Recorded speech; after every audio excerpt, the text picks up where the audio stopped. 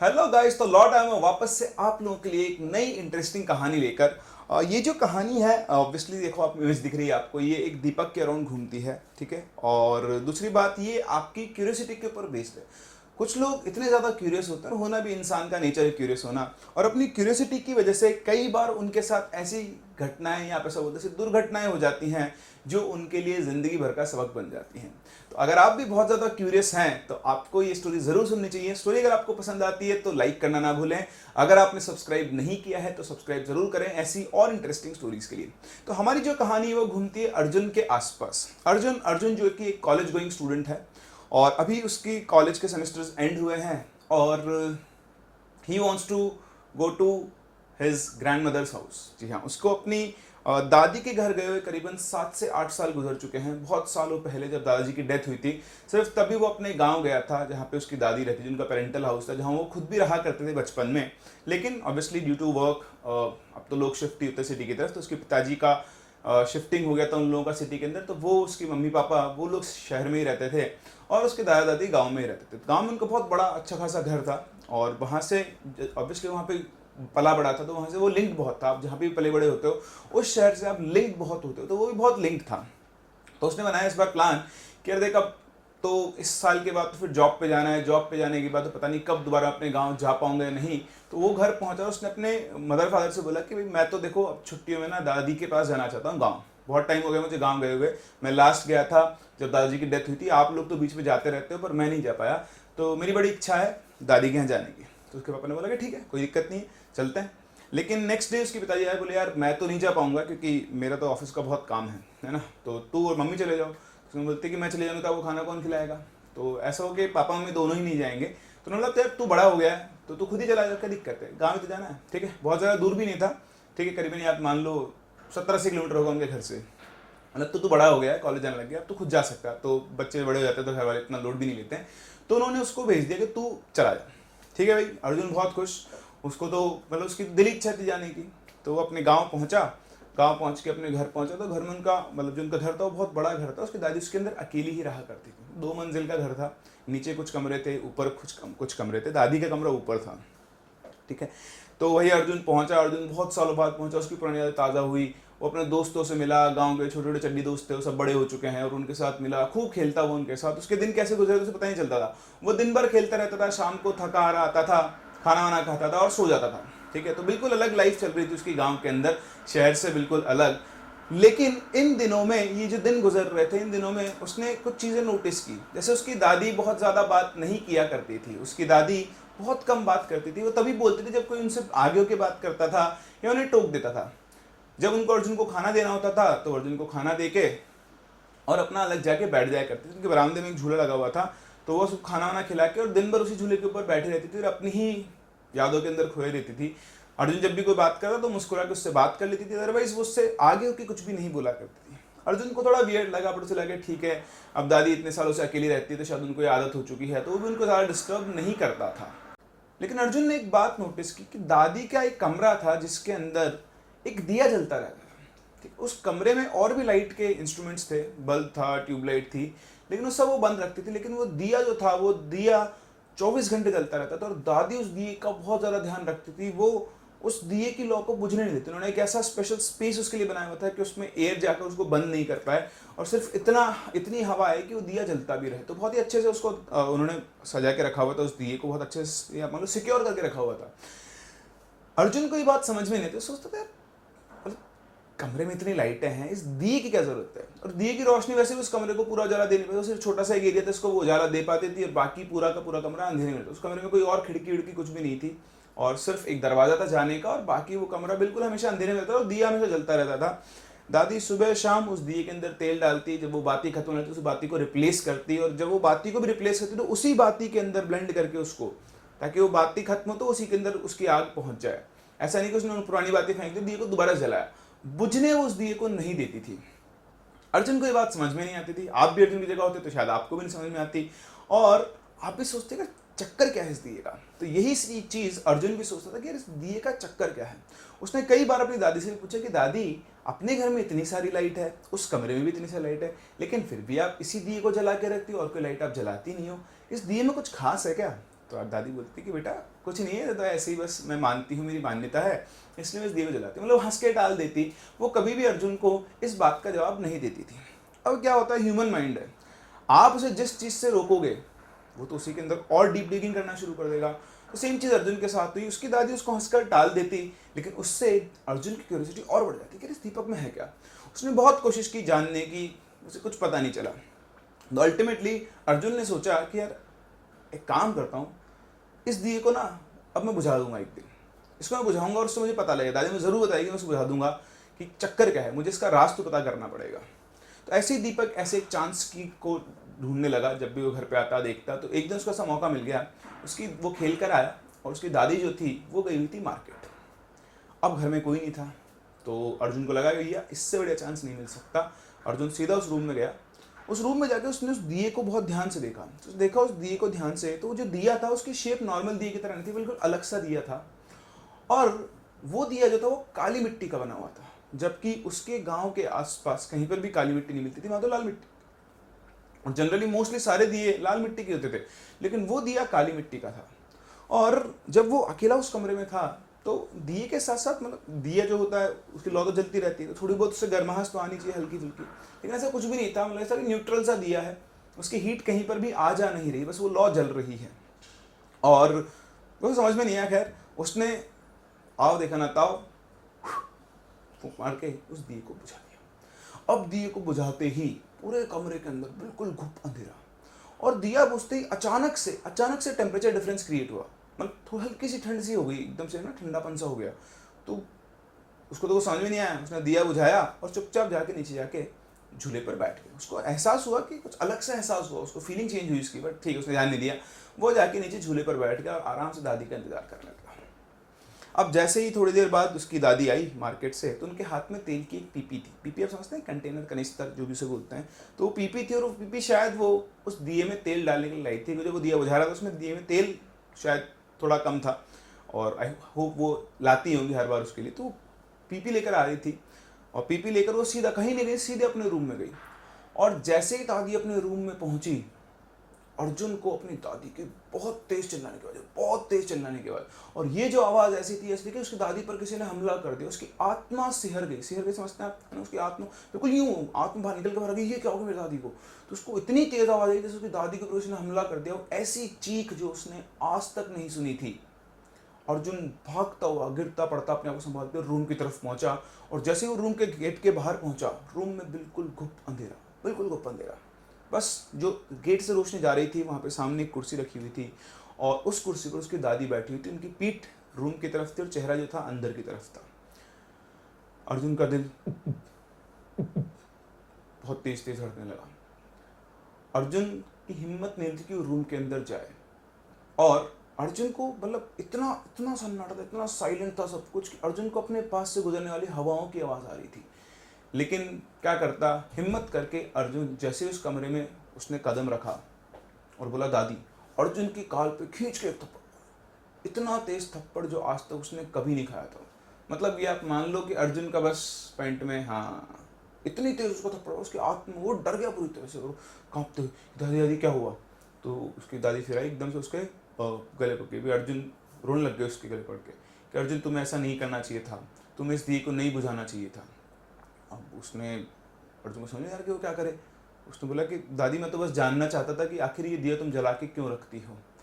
तो बोलती कि तुमने बहुत बड़ी गलती कर दी अर्जुन। तो ऐसा ना वो गले लगी हुई है, और जैसे अपने कंधे पे हाथ रखा हुआ है, तो जैसे ही आपने बात करने से सीखा, तो अर्जुन जैसे ही अपनी दादी का सिर हाथ में लेकर ऐसे किया, उसने झटक के दूर किया, और अर्जुन ने देखा कि उसकी दादी का जो चेहरा था वो बिल्कुल बदल चुका था। उनकी आंखें बिल्कुल काली पड़ गई थी, उनका चेहरा बिल्कुल सूख गया, क्योंकि आपके चेहरे से पानी खींच लेता है।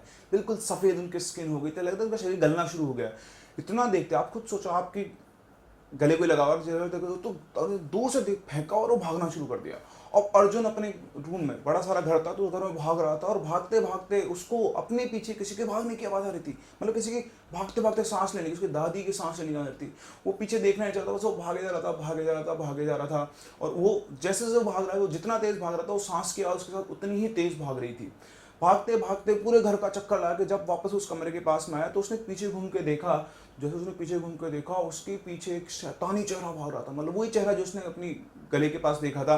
उसका बिल्कुल आंखें काली, चेहरा यहाँ से आधा गल चुका है, और वो भागते भागते उसके, जैसे उसने उसकी तरफ देखा, दोनों की आंखें मिली, वो चेहरा उसके एक शैतानी हंसी हंसी, और अचानक से अर्जुन था वो एक खंबे से टकराया। खंबे से टकराते ही अर्जुन नीचे गिरा, उसी रूम के बाहर ही गिरा, और जिस दिए को उसने बुझा दिया था वो दिया उसके सामने वापस से जल रहा था। जी की लो को जलते जलते देखते देखते दीपक की आंखें बंद हो गई, अर्जुन की आंखें बंद हो गई, और वो सो गया।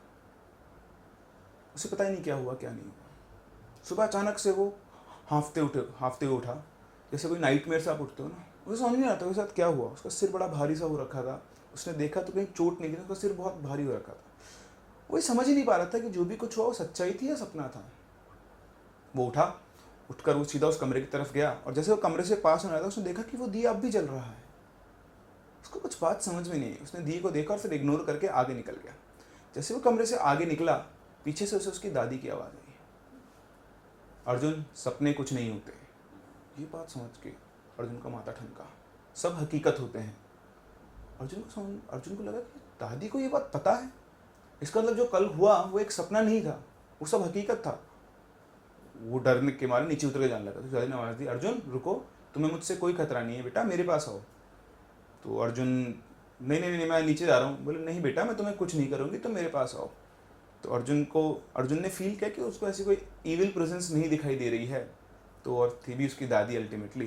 तो वो उसकी दादी के पास गया, और दादी के पास जाते ही वो उनके गले से लग के रोने लग गया। और लगा दादी मुझे माफ़ कर दो, मुझे नहीं पता था क्या हुआ क्या नहीं हुआ, लेकिन बस मैं तो इस दिए बारे में जानना चाहता था और आपने मुझे कभी बताया नहीं था। बोला कोई बात नहीं बेटा, तुमसे गलती हो गई, कोई बात नहीं, लेकिन तुम्हें ऐसा नहीं करना चाहिए था, ठीक है, तुमने बहुत बड़ी गलती की। तो बोलता कि दादी मुझे पता ही नहीं था, मैं तो आपसे कई बार पूछता था, अगर आप मुझे बता देते तो मैं ऐसा कुछ भी नहीं करता, लेकिन अब आप मुझे बता दो कि आखिर इस दिए में ऐसा क्या है कि मैं, अगर मैं इसे बुझा दिया मैंने तो ऐसा क्या हुआ, कल मुझे समझ में नहीं आया मेरे साथ क्या हुआ। तो उसे दादी बोली कि बेटा कुछ नहीं, अब जो हो गया वो गुजर गया, उसे भूल जा, इसके बाद तुझे जानने की जरूरत नहीं, और इतना ध्यान रखना कि इस दिए को तुझे बुझाना नहीं है। तो बोला नहीं नहीं दादी, आपको मुझे बताना ही पड़ेगा। तो बहुत उसने वो करके फिर अल्टीमेटली दादी ने बताना शुरू किया कि बेटा बात कुछ 40 साल पहले की है।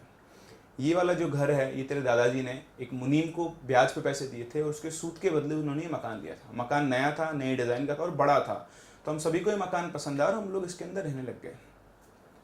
हम आराम से यहाँ पे रह रहे थे। कुछ ही टाइम के बाद यहाँ पर एक और, वो जो सामने वाला घर है, ठीक है, जो आज वो खंडर बना हुआ घर है, ठीक है, उस घर में एक अनामिका नाम की औरत आई। अनामिका बहुत ही मिलनसार थी और बहुत ही गांव के सभी लोगों से बहुत अच्छे से बात किया करती थी। बहुत ही जल्दी वो गांव के सभी लोगों से घुल मिल गई थी, क्योंकि वो मेरे घर के सामने ही रहती थी, तो मेरी उसकी अच्छी दोस्ती हो गई थी। लेकिन अनामिका जो थी वो जब भी मुझसे मिलती थी वो मुझसे यही बातें करती थी, काला जादू कैसे किया जाता है। वो मुझे काला जादू सिखाने की कोशिश किया करती थी, मुझे बताती कि काला जादू के बहुत सारे फ़ायदे होते हैं, ठीक। लेकिन मैं उसकी बातों को सुन के आई गई कर देती थी। तो लेकिन उसका जो इंटरेस्ट था वो हमेशा इन्हीं चीज़ों के ऊपर रहता था, वो बहुत ज़्यादा। वो उसके घर से रात को अजीबोगरीब सी आवाज़ें आती थी, और वो सुबह सुबह जो है जल्दी सुबह का नहीं 9-10 बजे, अपना सुबह होता है 9-10 बजे, तो गाँव में सुबह होता है 5 बजे 4 बजे, बोले सुबह सुबह वो किसी को भी अपने घर के अंदर नहीं आने देती। मैंने बहुत बार कोशिश की पर मैं कभी नहीं जा पाई, वो कभी आने नहीं देती, गेट ही नहीं खोलती थी। तो इस तरह से उसका बिहेवियर जो था थोड़ा सा सस्पिशियस था। फिर एक दिन क्या हुआ, अनामिका ने अपने घर पे एक भोज बुलाया, मतलब खाना जो बुलाते हैं, लंगर बोलते हैं जो लोग कोई, ठीक है, तो खाने को बुलाया, भोज के लिए बुलाया, और उसने पूरे गांव को इनवाइट किया। अब लोगों को ये समझ में नहीं आ रहा कि उसने गांव को तो पूरा इनवाइट कर दिया, घर में अकेली वो, खाना कौन बनाएगा इतना सारा। खैर उस दिन जिस दिन उसने वो खाना रखा था, उस दिन गांव में एक और शादी थी। गांव में टोटल 500-700 लोग रहा करते थे, तो बहुत सारे लोग तो शादी में चले गए, लेकिन फिर भी बहुत सारे लोग अनामिका के हैं उसके व्यवहार की वजह से, और उनको सबको बहुत ही बढ़िया खाने को मिला। पता नहीं खाना कैसे बना, अकेला आदमी तो इतना खाना बना नहीं सकता, लेकिन लोग बहुत छक्के खा और बहुत तारीफ भी की खाने की। मैं खुश नसीब थी कि किसी वजह से मैं खाने में नहीं जा पाई। अब अगले दिन भाई फ्रेंड थी, अच्छी फ्रेंड बन चुकी थी, तो मैं उसके पास उसको समझाने पहुंची, लेकिन वो तो मेरे जाते ही मुझ पर गुस्सा हुई, तो मेरे यहाँ पे खाने पे नहीं आई, ये है वो है, और उसने मुझसे झगड़ा कर लिया और उसने मुझसे बात ही नहीं की। ठीक है, मैं भी अपने यहाँ आ गई और फिर हमारी कुछ दिनों तक बात नहीं। लेकिन जिस दिन वो खाना हुआ, उस खाने के एग्जैक्ट 30 दिन के बाद, फिक्स 30 दिन के बाद क्या हुआ कि उन लोगों ने, जो लोग उसके घर पे खाने गए थे, उनमें से बहुत सारे लोगों को अजीब सी बीमारी होने लगी। उनका शरीर गलना शुरू हो गया, उनका शरीर गलना शुरू हो गया, जैसे स्किन से पानी निकल गया और चमड़ी उतर कर नीचे आने लग गई है, ठीक है। वो अजीब अजीब से हरकतें करने लगे, पागलों की तरह चिल्लाने लगे। लोगों को समझ में ही नहीं आ रहा था कि क्या हो रहा है, ये कौन सी बीमारी आ गई, बहुत सारे लोग। लेकिन ये सिर्फ वो लोग थे जो उसके घर पे खाना खाने गए थे। तो यहाँ से लोगों ने हिसाब लगाया कि यार ये सब लोग वो लोग हैं, इनमें से मैक्सिमम जो लोग बीमार हुए इनमें से मैक्सिमम लोग वो हैं जो अनामिका के घर पे खाना खाने गए थे। हो ना हो उसी ने कुछ ना कुछ गड़बड़ की है। तो गांव के सरपंच ने मीटिंग बुलाई और उन्होंने बोला कि इस औरत के ऊपर ध्यान रखना शुरू करो। तो भाई जनरली कहते हैं गांव में तो लोग रात 7-8-9 बजे सो जाते हैं और सुबह 5-4-5 बजे उठ जाते हैं। तो लोगों ने एक टोली बनाई और वो टोली रात के टाइम अनामिका के घर की जासूसी करने लगी। उन टोली ने जब रिपोर्ट दी, उन्होंने जो देखा, जो बताया लोगों को, उन्होंने बताया कि भाई साहब ये तो बहुत खतरनाक है, तो कोई मतलब चुड़ैल टाइप औरत है। ये क्या करती है, एक तो रात के टाइम इसके घर में अकेली नहीं होती है, उन्होंने देखा कहीं ना कहीं छुप छुप से, तो वो होती है और उसके साथ अलग 11 लोग और होते हैं जो क्या करते हैं, जो काले कपड़ों के अंदर, उनका चेहरा वगैरह कुछ नहीं करते, बिल्कुल काले कपड़ों के अंदर होते हैं और वो जो कहती है वो सारा काम वो करते हैं। ये औरत रात को 12 बजे के बाद अचानक से घर से बाहर निकलती है और गांव से थोड़ा सा दूर जाके बीच में जामुन का पेड़ है वहाँ पर जाकर पता नहीं कि अजीब अजीब जादू जैसी चीज़ें करती हैं। तो लोगों को लगा कि भाई साहब ये तो भयंकर काला जादू करती है और यही वो कल्प्रिट है जिसकी वजह से गाँव वालों की ऐसी हालत हुई है। अब गाँव वालों ने सोचा कि इस औरत को तो कुछ ना कुछ करना पड़ेगा। तो वो सबके सब उस औरत के घर पहुँचे और उस औरत को पकड़ा उन्होंने। अब वहाँ कौन सा कोर्ट चलता है, सरपंच ने बोल दिया, पंचों ने जो बोल दिया वही होगा। वो औरत को पकड़ के ले आए, उसको है ना बीच में, गांव के बीच में एक पेड़ पे बांध दिया और सब लोगों ने उस पर पत्थर मारना शुरू किया। तो सब लोगों को उसकी हकीकत पता चली, तो सभी को हेट तो हो गई, जिसके घर में ये बीमारी है वो तो लोगों ने पत्थर मार मार के उसको अधमरा कर दिया।